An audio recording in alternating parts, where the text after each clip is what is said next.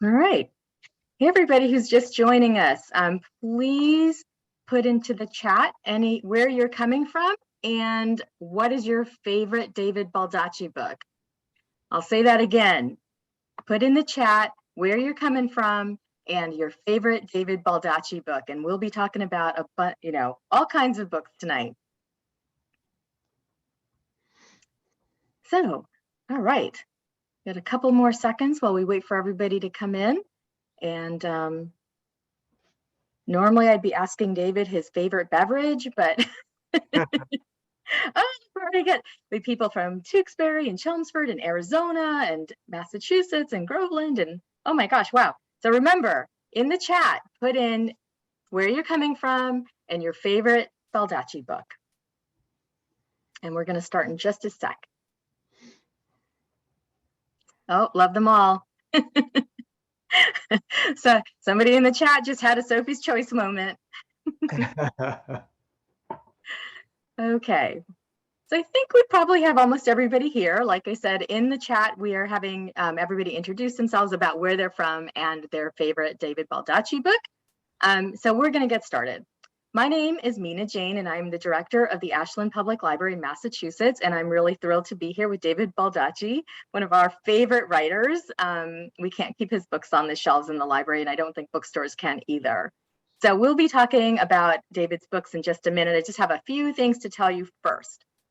We are recording this session, and it is being live streamed on Facebook. So everybody who can join us from anywhere you are, that's pretty exciting. If you're going to ask questions, please put your questions in the Q&A and use the chat for comments or tech issues. We are paying attention to that. And I would really like to just say that this is a collaboration. This program has been a collaboration of 39 libraries to bring all of these people together to listen to David. And I have to say that I'm very excited by that because I think that the power of libraries is enormous. And I'm really pleased with this sort of collaboration. If you're here, we'll put a list of all the libraries in the chat. Oh, look, Robert already did. And if you're here from one of those libraries, shout it out. We are also partnering with Wellesley Bookstore, and you can buy signed books from David from them. And as you probably already know, signed books are gold. So make sure that you run over to Wellesley Books online if you want to and order his books. And they will be coming, I think, with a book plate, right, David? That's right, yes. Perfect. Okay, they make great gifts. And at the end of, or tomorrow, Robert will send out a feedback survey and a link with the recording, so you'll be able to share that with all of your friends that weren't able to make it tonight. All right, so let's get to it.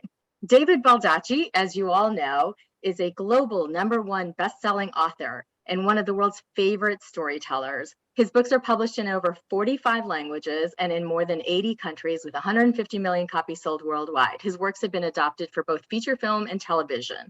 He's the co-founder, along with his wife, of the Wish You Well Foundation, a nonprofit organization dedicated to supporting literacy efforts across America. And as a librarian, that just does my heart good. He is still a resident of his native Virginia, and you can visit him on his website, davidbaldacci.com, and his foundation at wishyouwellfoundation.org. So again, I'm thrilled that you're here, David. We're so excited to be chatting with you today about Mercy, your newest book. But before I get to that, one of the things you had on your website was that at the age of 5, your mother gave you a notebook. Was that the start of your career, and what was that about? I was one of those little kids who never shut up. I was called the Austin Avenue Lawyer. That's a street I grew up in, Richmond, Virginia, because I argued with people about everything all the time. And ironically, I grew up to be a trial lawyer in Washington, D.C. So obviously I haven't shut up for a really, really long time. But, and I was also sort of the kid who was designated in my neighborhood to be the one that come up with all of our adventures, you know, after school and during the summer. So where we'd go into the woods and we'd build forts and we'd have these battles and these adventures and journeys and all that. And I sort of was the one who choreographed all that. I loved that. So I was talking nonstop all the time, these tall tales, yarn stories. And my mom did, I think I was probably 7 or 8, and she gave me a journal. And she said, honey, you know, some of the stuff you've been talking about all these years, why don't you try writing it down? You love to read. Maybe you can write your own book. And as soon as my pen sort of hit the paper, I was like this epiphany. And I was like, my God, I could create something that other people could enjoy. And years later, I went back to my mom and I said, what a gift you gave me that day. And thank you so much. And my mom said, honey, I'm so glad it's worked out for you. But quite frankly, I just wanted to shut you the hell up because, you had gotten on my last nerve, boy, and I needed a little peace and quiet. So that was sort of the inauspicious start of my literary career. But for that little journal and, this epiphany of being able to write this stuff down, I might not be sitting here today. So it was quite a gift, regardless of the motivation on behalf of my mother. Well, I thought that was really interesting because she didn't hand you a soccer ball or a fishing pole. She handed you a notebook. So she obviously knew that this was a journey that you could take.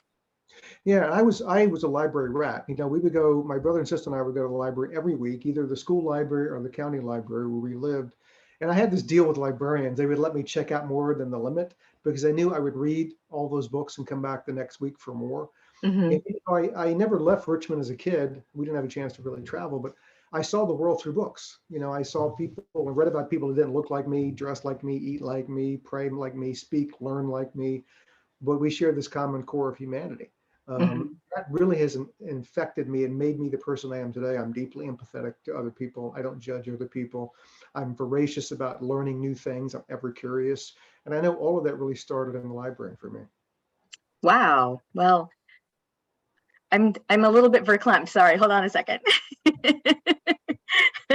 Okay. So I love that, obviously, that you love libraries and books and that your journey started with that one notebook.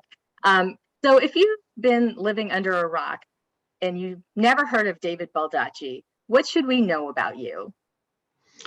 I'm a curious amalgam of being an introvert. When I don't really know people, I sort of shy away and don't really talk a whole lot.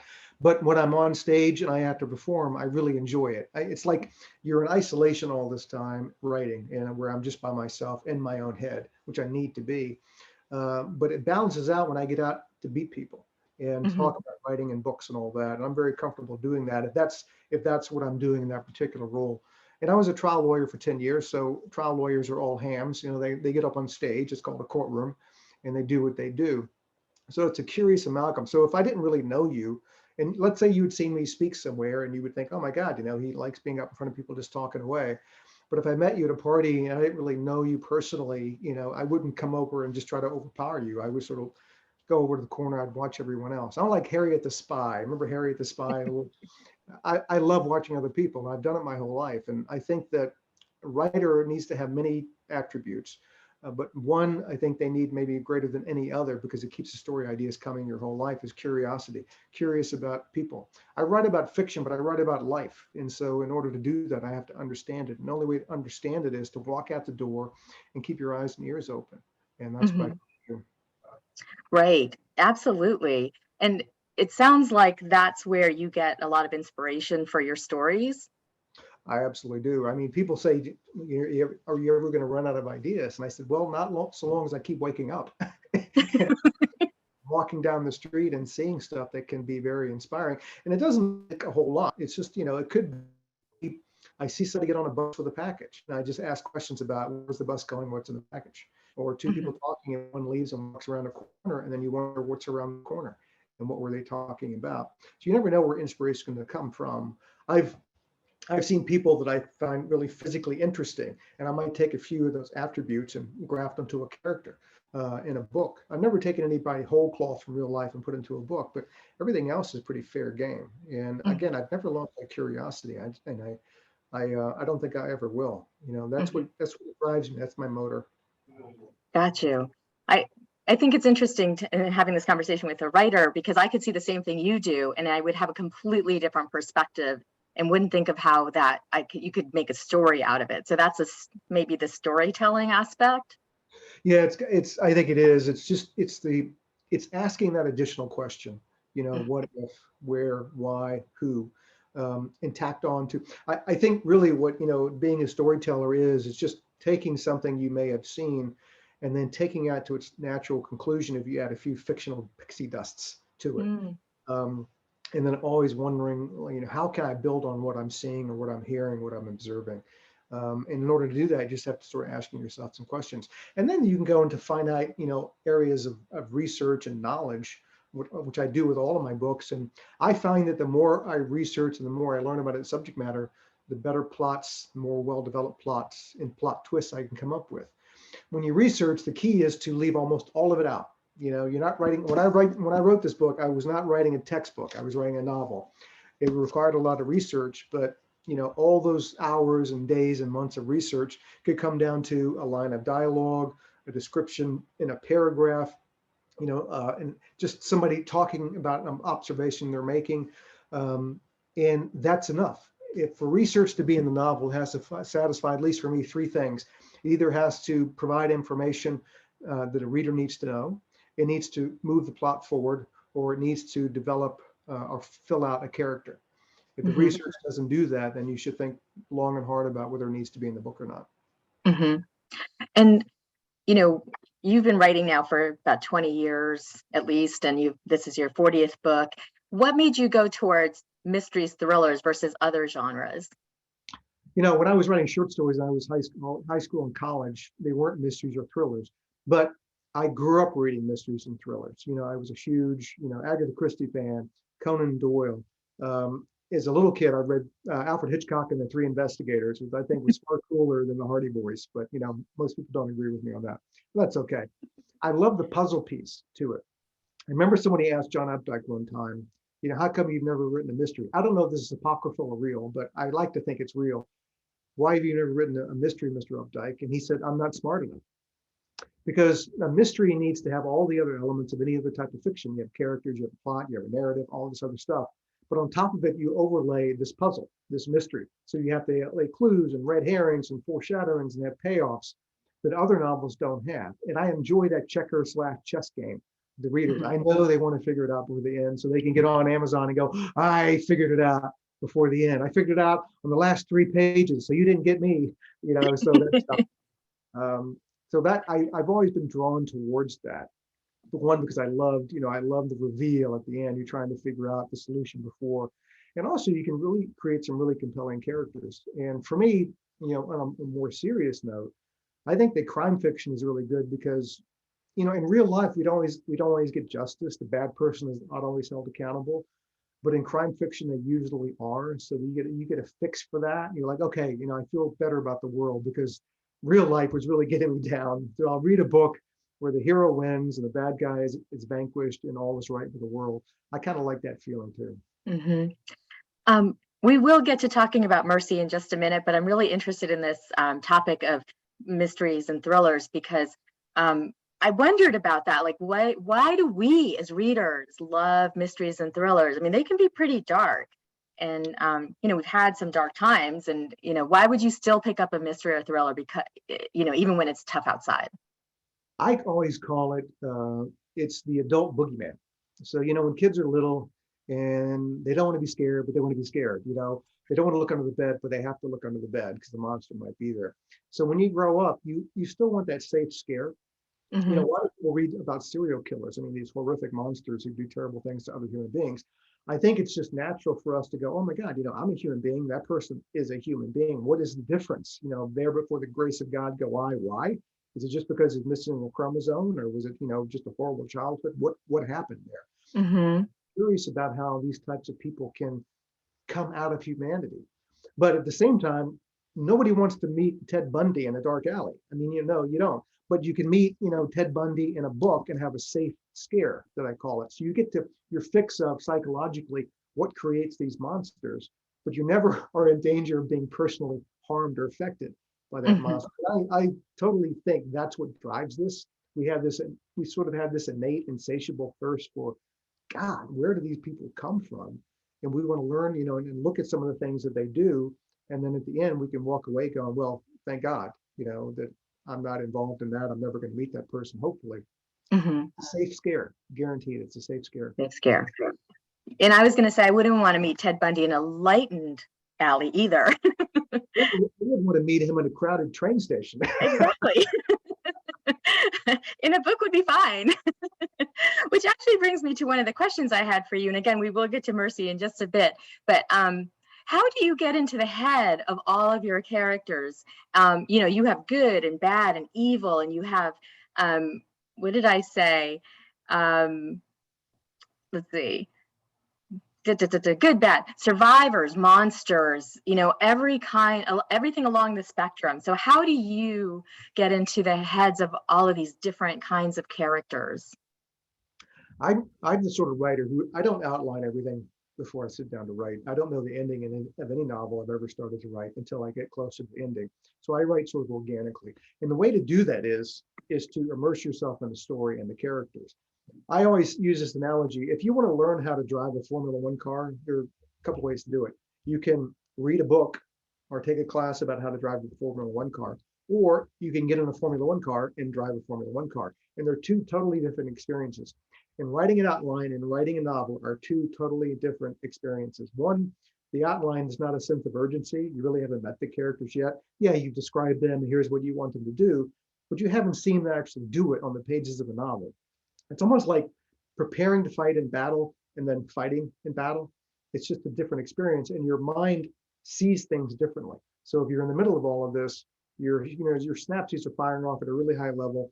The stakes are high, your characters are in danger. You have to figure out where they're going to go and what you're going to do with them. And that's the way I like to write. So for all these characters, how I get into their heads, I immerse myself in the story. So I'm right there with them the whole time. And at the same time, you have to prepare. If I'm writing about a character who's really evil, that I need to prepare that character and my take on that character by defining what is the motivation and what drives this person. I don't like books where you have this incredibly evil person and they do all these terrible things throughout the book. And at the end, and you're waiting for why, and the why is, yeah, they're nuts. Yeah, it is nuts. That is not satisfying. That is not gratifying for me. So at the same time, you're building up the terrible things they do. You've got to build a backstory that will be revealed in the forward story about why. That's what people really want to know. Why? Like this, you have to give. If you ask extraordinary action from people, you have to provide extraordinary motivation, and that can take the shape of many different things. But so I think that's why if I were outlining and then writing the novel, I wouldn't have that level of immersion I would do to be able to really get into the heads of all these characters. It would feel kind of fluffy to me. I did a character profile. Okay, what does the character profile say? This person, there's a disconnect there for me. I'm not saying don't outline. If you're comfortable outlining and you need to know everything in the novel before you sit down to write it, go for it.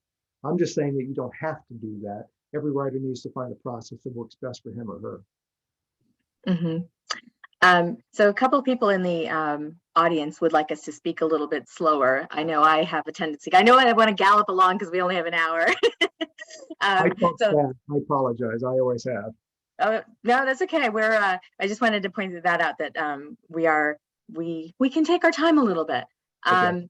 So yeah, let's get into Mercy a little bit because it goes right into that character description you just talked about. Like, how did you create the character of Alti? Is it Alti or Alti in your head? Atlee. I'm sorry? Atlee. Atlee. Okay. All right. So how would you describe how she popped into your head as a character? I went to the Grand Canyon a number of years ago with my wife and another couple, and we did the tour and went to the canyon, and I found it to be a fascinating place. And I thought I'd love to set a mystery or a thriller here. And I was thinking about a new character series. And I've written about other female characters in my novels, Secret Service agents, FBI, but never a lead series character. And I had written about a character in the King and Maxwell series, Michelle Maxwell.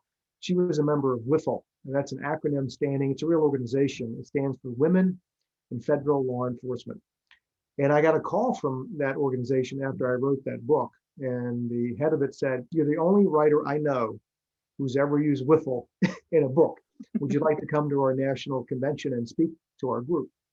So I went out, and it was me. I was in the ballroom. It was me. It was like 500 women, and they all had guns. I've never been that intimidated in my life.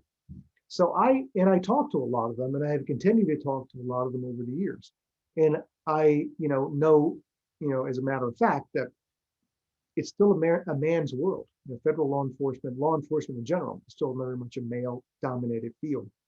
And I know that women have to work 3-4 times as hard to get to the same level. So I wanted to craft a character that would speak to that, and that became Atlee Pine. So I had the Grand Canyon as a geographic location for the first novel, Long Road to Mercy, and then the idea of Atlee Pine, the sort of maverick rogue, didn't want to do the FBI bureaucracy, didn't want to go to the big field agencies. She wanted to be out in the hinterlands doing her own thing. That's all she cared about, was catching bad people. And she wanted to do it her way. So with that sort of in mind, I thought a perfect sort of starting point for a brand new series. Mm-hmm. So Mercy is the fourth book of the Atlee Pine series. How did you pick her name? Yeah, it was interesting. So Atlee is a very Southern name. It could be for a boy or a girl. Mm-hmm. But for me, my parents used to live on the outskirts of Richmond, Virginia, near Ashland. And I live up in Northern Virginia. So when we would go to visit them, you would get off the highway, Interstate 95. And if you went to the right, you went to where my parents lived. And you went to the left, you went to Atlee, Virginia. So I would see that sign every time I went to visit. When I was in high school, I played football and I wrestled. So we would also play sports against Atlee High School. Mm-hmm. And I just liked that name because it was sort of androgynous. It could be, and you don't hear it much anymore. I wanted to have sort of a very unique first name that you wouldn't expect. I didn't want her to be a Sarah or a Debbie or whatever. I just wanted it to be different. And the pine part was that she was tall and lean, like a pine. But at the same time, pine roots are very shallow. She's not a lady who really will commit to anything. Mm-hmm. I'm curious about one of the things that about the series is that instead of giving her an FBI story, you really gave her a personal story to figure out why. What was the thinking around that? If you're going to start a series character, I like to think of it as loading up your lead character with baggage. I've done it with Amos Decker, my memory man. I've done it with all of my characters because it's not just one book, one and done, like a feature film. This is a TV series, for lack of a better description, a series of books. So you have to lay some groundwork. I don't want it to be just about every book is just about a case and that person solves it. I want to be able to grow and evolve the character. So loading her up with baggage, she was 6 years old. Her twin Mercy was kidnapped from their home in Georgia. No one knows what happened to her. It destroyed Pine's family. Her parents divorced, and they eventually disappeared, leaving Pine on her own. And that has been the hole in her heart, for her whole life. And after Long Road to Mercy, she made a commitment that she finally needed closure. And for her to move forward in her life, she needed to figure out what happened to her sister. There was just no other way. Otherwise, she was never going to stay with the FBI. She was literally falling apart. Mm-hmm. So that gave me a lot of things that I could deal with in her character development, because the only reason to do a series is you bring the character back and you keep changing them, you keep growing them, you keep evolving them. Otherwise, it's just one case after another case. And Mm-hmm. that's, to me, is not interesting enough to justify bringing somebody back. I wanted to be able to grow that character. So with her, I had lots of ways to do that. She had a ton of emotional baggage. She was as strong and as she is physically and mentally in her job. Emotionally, she's really fragile and vulnerable. Mm-hmm. And is that why you gave her the sidekick of Carol Bloom? Carol she was the touchstone, the lodestar.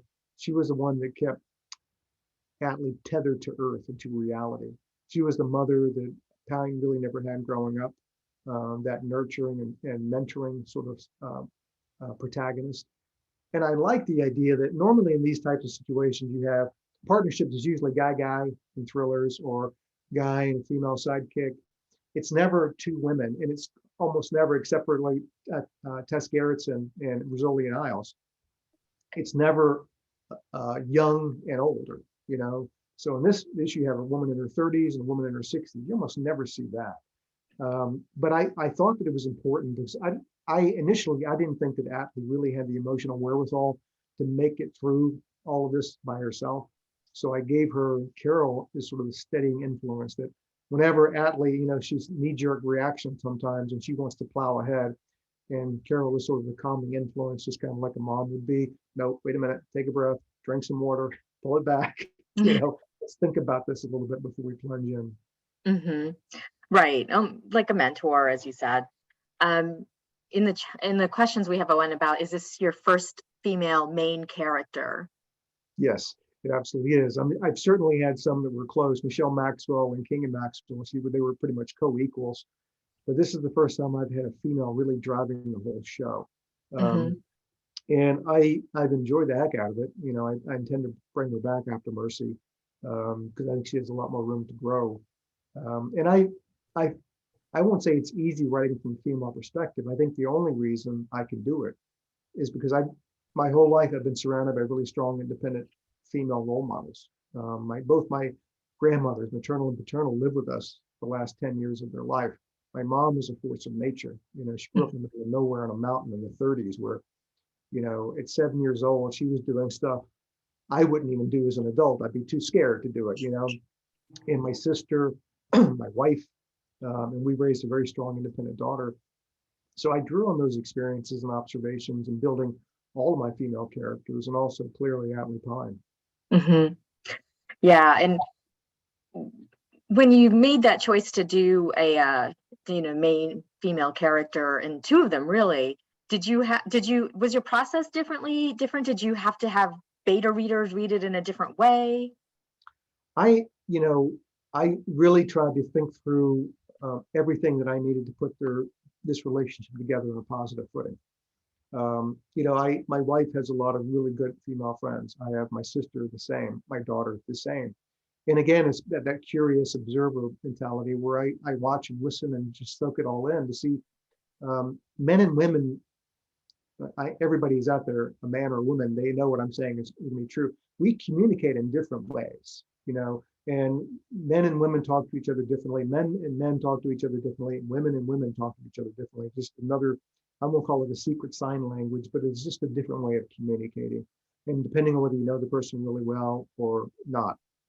So again, I tried to bring to bear, my experiences and observations over the course of my life to make these relationships as authentic as possible. I certainly, I give drafts to my wife to read, and she gives me really good feedback on, I don't need her to tell me what's terrific about the book, although I'll take it. You're brilliant, you really are. No, I'm not going to hear that from her. I need her to tell me what's wrong, what's weak, what doesn't ring authentic, what sort of, is just, I've missed it for someone, and she will tell me those things, and I'll go back and try to get it right. Because at the end of the day, if it doesn't seem right to somebody who's a real person out there living in the world, then when the reader reads it and they're a real person living out in the real world, they're going to read it and go, this doesn't sound right. It's not quite what it should be. Mm-hmm. Right. And in asking about the main characters, Scott asked if you consider Jessica Real as a main character or more of a co character, as you had said earlier. Yeah, Jessica Real and Will Roby, I think they're sort of like a King and Maxwell. They share equal billing and equal space. Mm-hmm. Certainly in the second novel, The Hit, I think Jessica had more of a dominant role in that one because it was really funny because I'd written The Innocent and I was going to bring Roby back.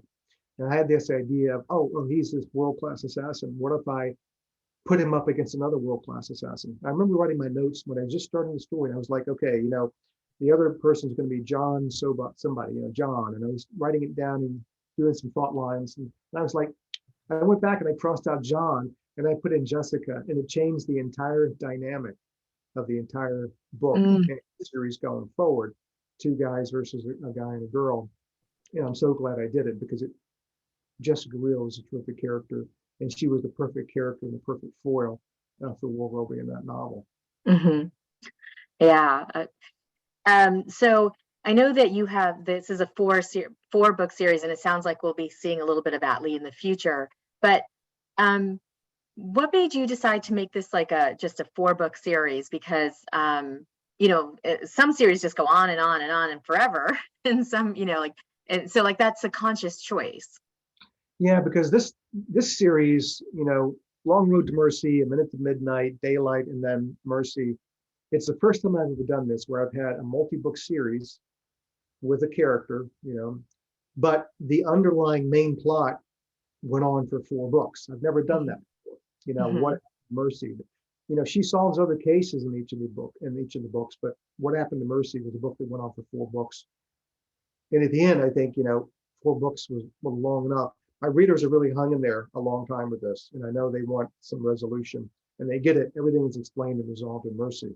But so that's really where that came from. And I didn't know if I could actually do it. When I first started writing it, I didn't know if it was going to be 2 books, 3 books. And after the 3rd book, and so much of the onion had been peeled back and revealed, when I sat down to write Mercy, I was like, this is going to be the book. Enough has been revealed in the first three previous books that this one I can bring it home. It'll be done. Mm-hmm. Well, when I was reading it, I thought the writing is so tight. There's not a spare word. You really get a sense of the character, the setting, the plot, all of it, without a lot of extraneous, wordage, if that's a word. And I really love that. Is that something that's evolved for you over time? That's a great question, and the answer is yes. I look back at some of my earlier books that I really enjoyed and I thought were good, but I thought, you said in 100 words, which you could have far more strongly and powerfully said in 10. So over the course of my career, I've gotten less wordy, I've gotten less verbose, I've thought more about it. I always tell the story about Abraham Lincoln. When Lincoln was president, he made it a practice to write as many condolence letters to mothers who had lost their sons in the war as he could. And you can imagine, he wrote a lot of them. One of his most famous ones, he wrote to a woman who had lost all 5 of her sons in the war. They had all fought and fallen for the Union. And he began the letter by saying, "Dear Mrs. So-and-so, I apologize for the length of this letter. If I had more time to write it, it would have been far shorter. It would have been far shorter. He would have thought through every word. It would have been far more powerful." Think about it. The greatest political speech in the history of this country, the Gettysburg Address, it's only like 360 words long. It took Lincoln 2 minutes to give it. But every word rings with a power that I don't think you find in any other political speech in history. Mm-hmm. So I tried to bring that same spareness to my novels. I don't want to go on and on and on. I hate to hear myself write, I guess is the phrase I'm trying to say, because after a while, it's just for my own ego, and it shouldn't be for my own ego. I write when I need to write to get the story out. I like being lean and mean. I think that's the best way to tell a story. Well, I think you're very successful, because I was really, I was like, wow, I don't have to dig through to find information. Like, it was boom, got it. I love it. Let's see. So I'm going to get to some of our questions from our audience, because we have a lot. Okay. What is the best piece of writing advice you've received over the years that you still use? When my first novel was made into a film, so I worked some with William Goldman, legendary screenwriter. He wrote Witch and All the President's Men and The Princess Bride and all that. So we were working together in going around the locations in Virginia for the film. This was before they started filming and all that, but we were working together on the script. And he said, "Do you know what my greatest fear is?" And here's a guy who's like a legend, right? And I was just a young new novelist. I was like 34, and I was like, "What, Mr. Goldman? What?" I felt like I was a school kid. And he said, "I have this terrible fear that I'm going to wake up one day and people are going to realize I have no idea what the hell I'm doing." And what Bill meant by that was, the day you think that you know what you're doing as a writer is the day you've lost the power to actually be a compelling writer. Because there is this unknown factor of this childlike wonder, this like using your imagination. What does it mean to use your imagination? It's not like you're using, you have a book that tells you exactly how to do this job. In most other occupations, you get really good at something by doing it over and over again until you get out all the errors and mistakes. And, I don't want to be on a plane where the pilot gets on the intercom and goes, "Hey, folks, I've flown this plane the same way for 30 years, but today I'm going to try something new." Hang on. You don't want that. But right. As a writer, that's exactly what you have to do. So for me, fear is a great antidote to complacency, because I could wake up tomorrow and say, I have a new book to write. And I could ask myself this question: how did I do it last time? And I just write the same story and change the names a little bit, and there you go. Instead, I always ask myself, how can I challenge myself and make myself scared that I can't bring the magic again? Hmm. So that was advice to me that seems simplistic, but that a lot of writers, even after they've written a number of books, seem to fall foul of, where they get like, I know what I'm doing. This is easy. I'm just going to churn out another one, and there we go. Hmm. You can churn it out, but it's probably not going to be something you should be proud of. Right, absolutely. And you can tell from your each successive book that you're doing something different and trying something new. And we will talk about that in a little bit. But Elizabeth asks a question that I had about your research. How much time do you spend? How do you get access to experts and things like that? I actually wanted to know, if somebody was to look at your browser history, what would they see? It would not be pretty. Good thing you know people in the FBI.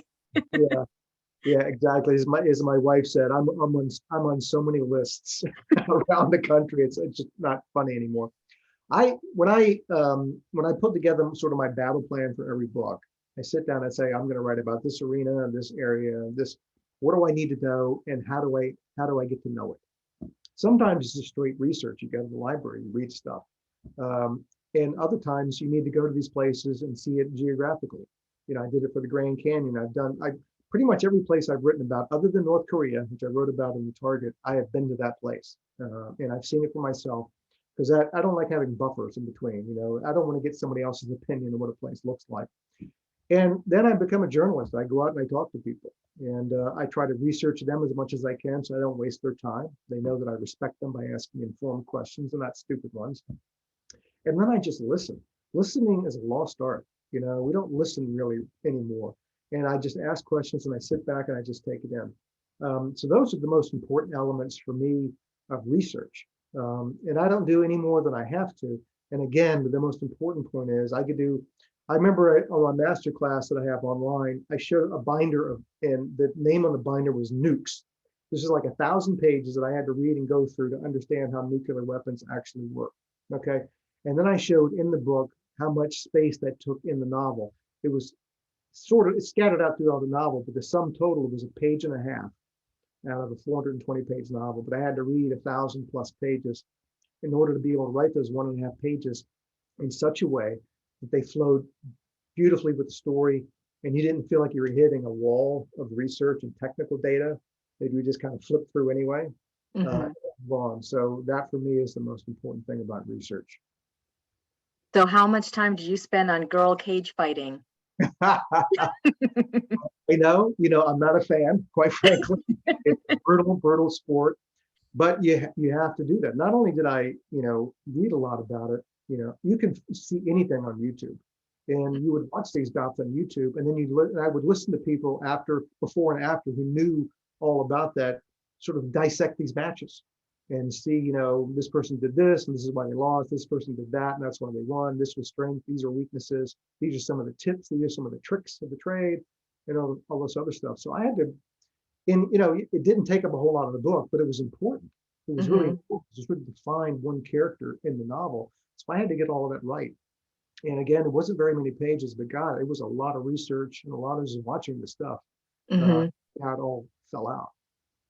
Yeah, I'm going to go off script a little bit because I was a social worker before I became a librarian. And I find it, like you can have some serious secondary trauma as a social worker. And I wonder if, as a thriller mystery writer, and seeing these things in your research, if it causes any sort of, like, oh my gosh, I can't sleep tonight.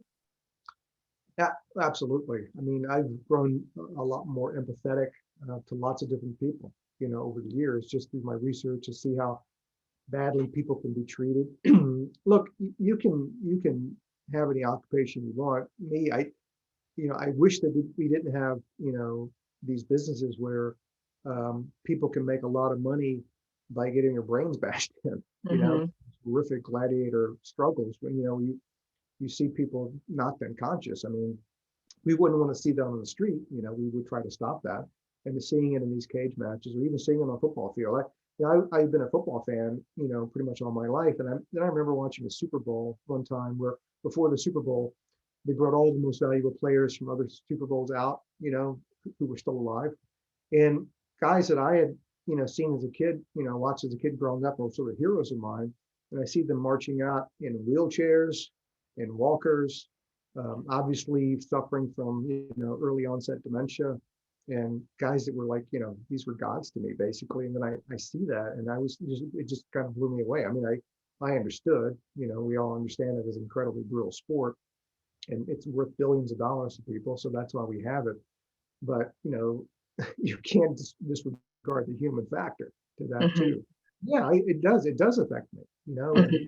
when I write about other countries and hardships over there and what people have to go through. Yeah, you just, you can't immerse yourself in that world and just blithely walk away from it. Hmm. I think as a reader, I think we might forget that because we read it as a fiction, but you're reading it in your research as real people. Oh, So, absolutely, and they are. Even though I'm writing fiction, I'm basing all of this on real people, real events in the world, things that happen to other people. So yeah, for me, it is a very, very, very real sort of thing. Sounds like a mhm. movie newspaper. So I'm going to go back to the questions because I love this one. And I had it too. Which books have been made into the films? And I know Absolute Power was, and I really, really want to know if you met Clint Eastwood. Oh yeah, I met Clint several times, in fact, during the course of the filming and at some events later. I remember we were at the East Coast Oscars in New York, and we used to have it at Tavern in the Green in Central Park. And he was there.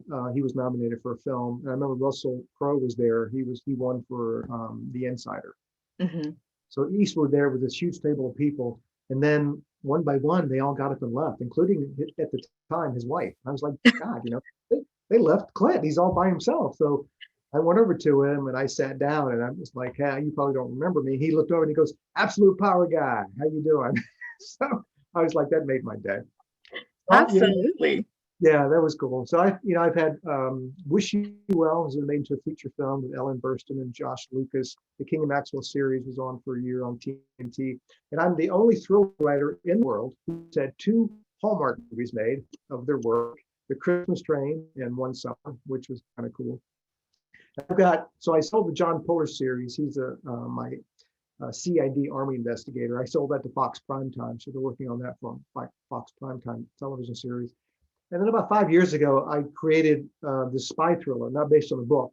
It was about a woman who was a spy master decades ago, and she'd been underground for all that time. Then she was discovered and outed. Now she's having to live in that world again.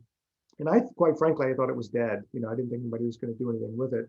And then I got a call that they're going to start filming it in Canada next year. It stars Patricia Clarkson as the spy master. She's a Mhm. wonderful actress. And then a young actress named Natalie Emmanuel, who starred in Game of Thrones and Fast and the Furious. So you never know with these things. The things you think were dead are going to happen, and things you thought were a sure bet aren't going to happen. That's Hollywood. That's what we hear.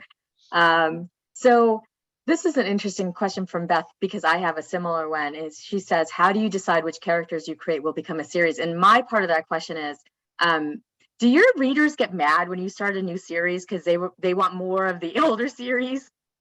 Yes, the answer to that is yes, they do. I'm one of them. Sorry. Yes, I know.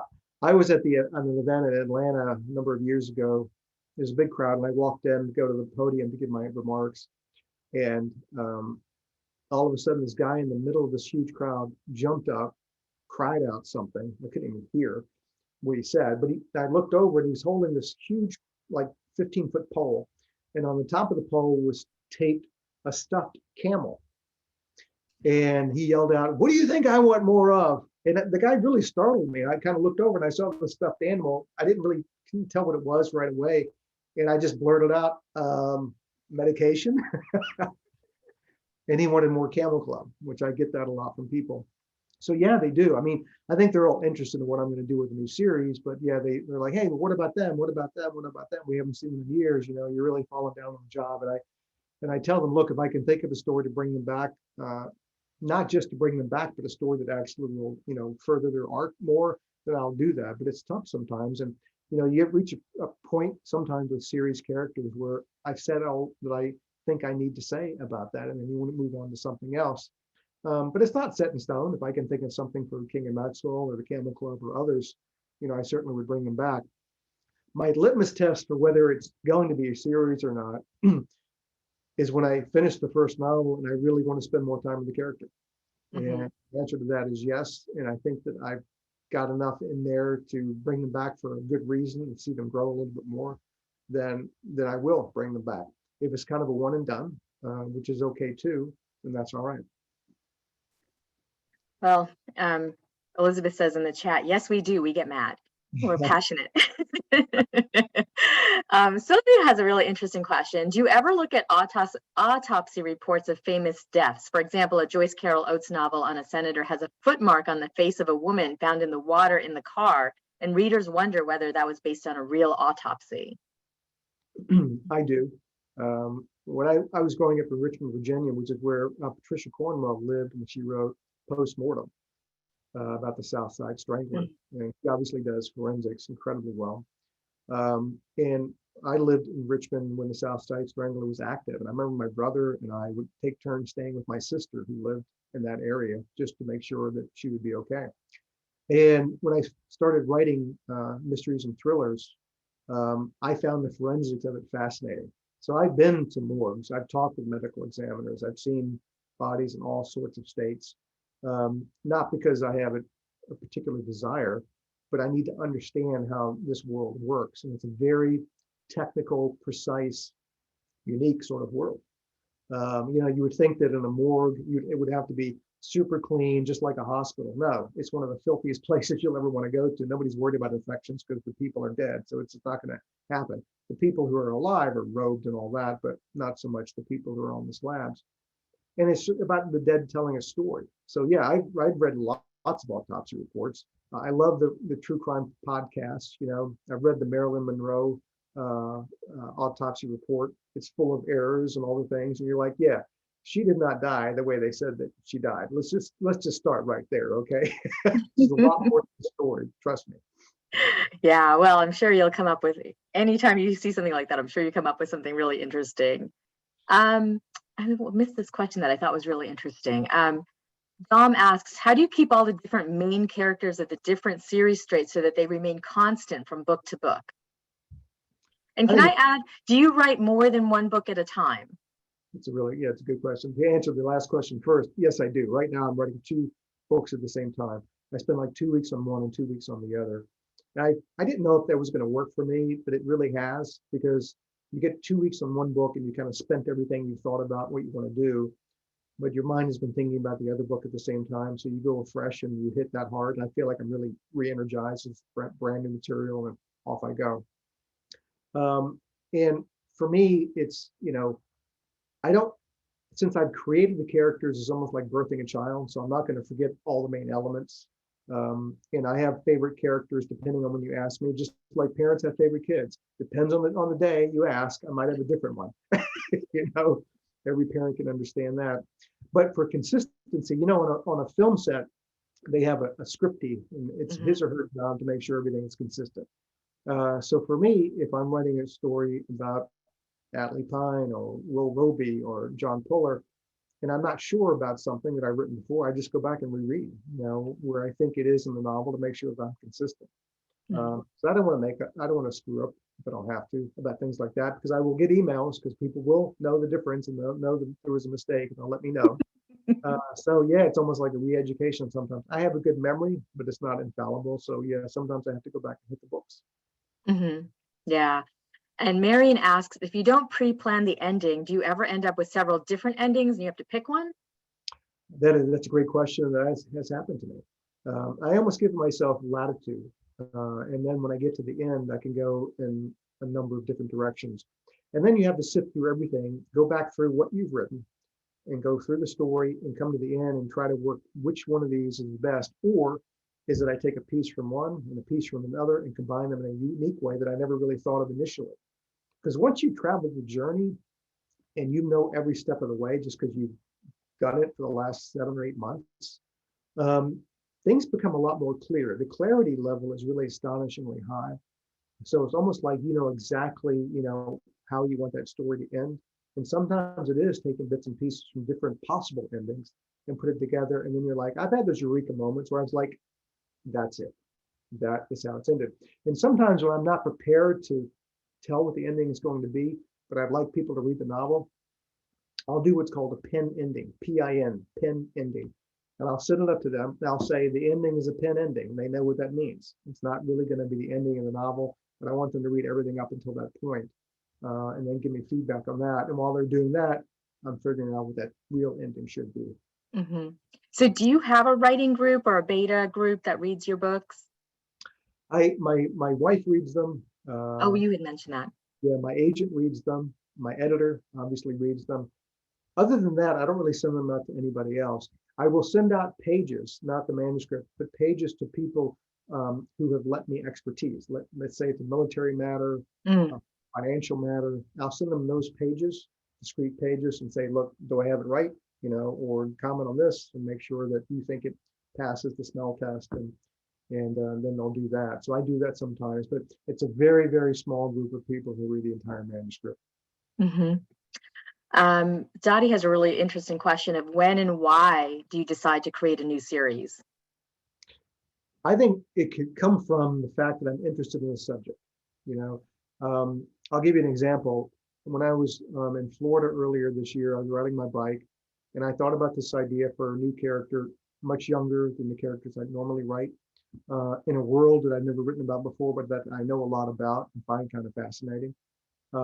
So that prompted me to begin writing a novel about this character that I know that he will come back in another book or two or three. Hmm. Sometimes it's just like, what am I interested in at this moment in my life? What do I want to know about? What do I want to write about? And again, with this character, I did it, one, because I wanted to write about that stuff because I think it's interesting and I've never done it before. And two, I just felt like it would be a good departure for me to write about people in their 20s and 30s, because people in that time, in that age bracket, they have different ideas and dreams and all that. It's different when you're writing about people in their 40s, 50s, and 60s. These are people who probably haven't had kids yet. They're still thinking about what they want to do with their life. And for me, it was kind of like, fear is a great antidote, complacency. What scares me? Can I write from that age group? My kids are that age, and I certainly have lived around them a long time. I know them intimately, but can I really bring that home in a way that seems authentic? It would to somebody of that age, a millennial or a Z or an X. So that's sometimes what drives me, is like, scare myself again. Hmm. That's right, the safe the safe scare.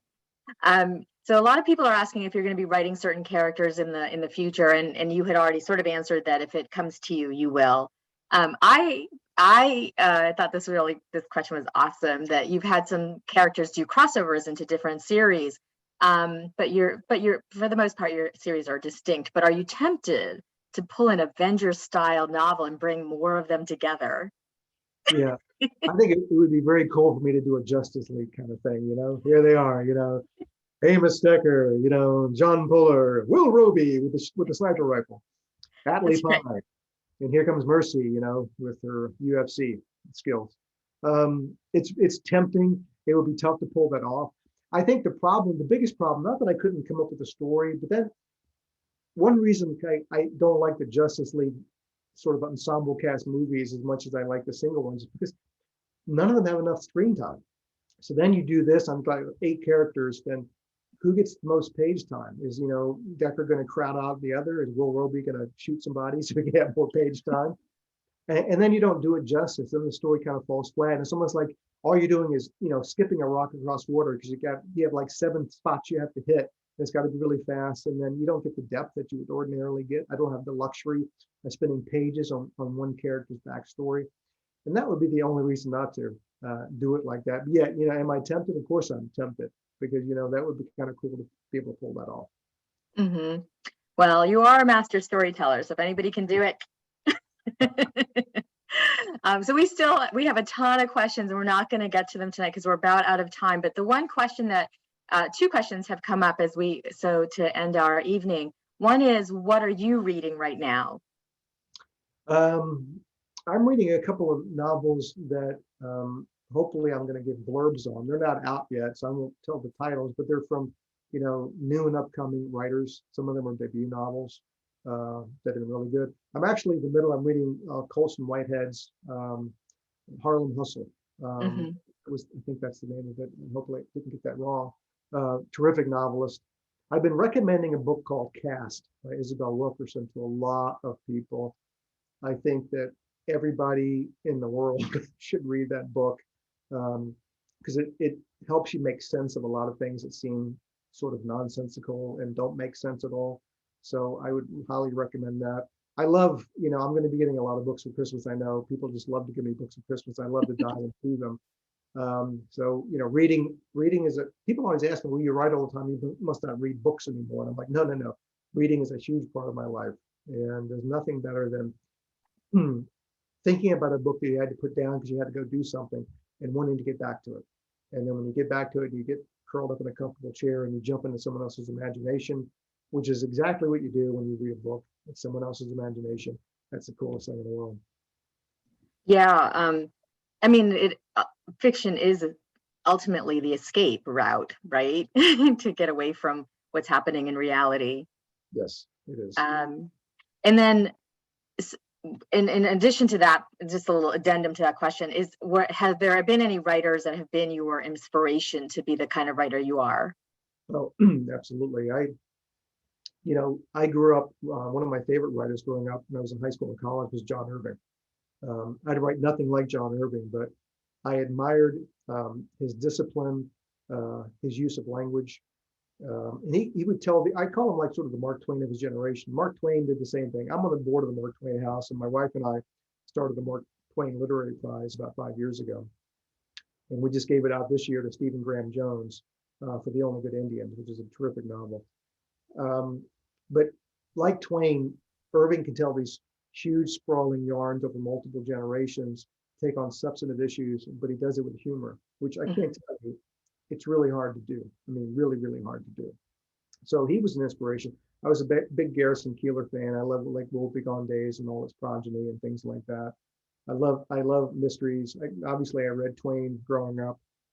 So lots of different books. But I think if I had to pick one growing up who I would go back again and again and again to read and to see how he did his craft, it would be John Irving.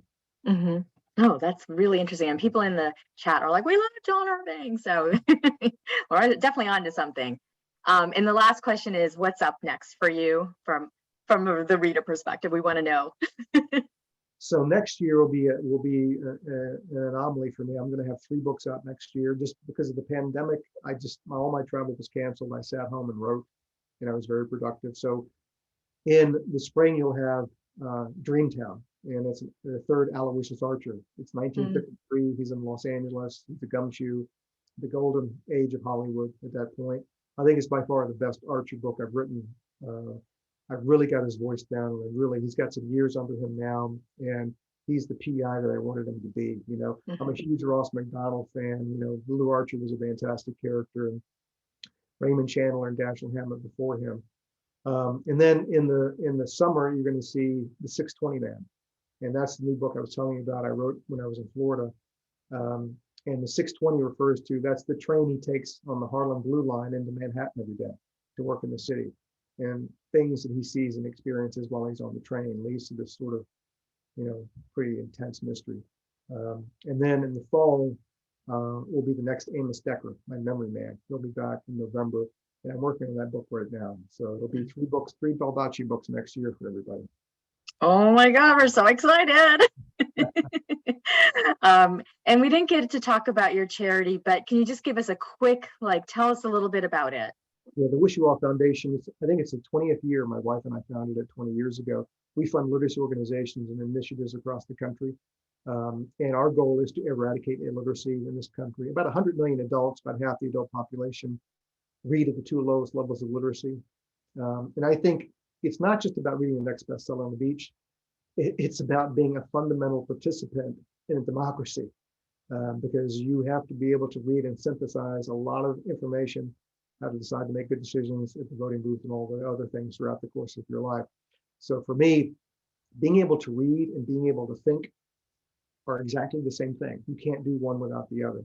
So if we have everybody who reads at a high level, I think we'll have a much better country. Look, if everybody read books more, if everybody went to the library more, the world we would live in would be far, far better for everyone. So I won't say the obvious, but I'm going to say it is preaching to the choir. I'm like 100, 1,000% on that. So thank you so much for this wonderful conversation and for your work in literacy, because we wouldn't be able to do this, what we do, without you. So I really appreciate you taking the time to answer all of our burning questions.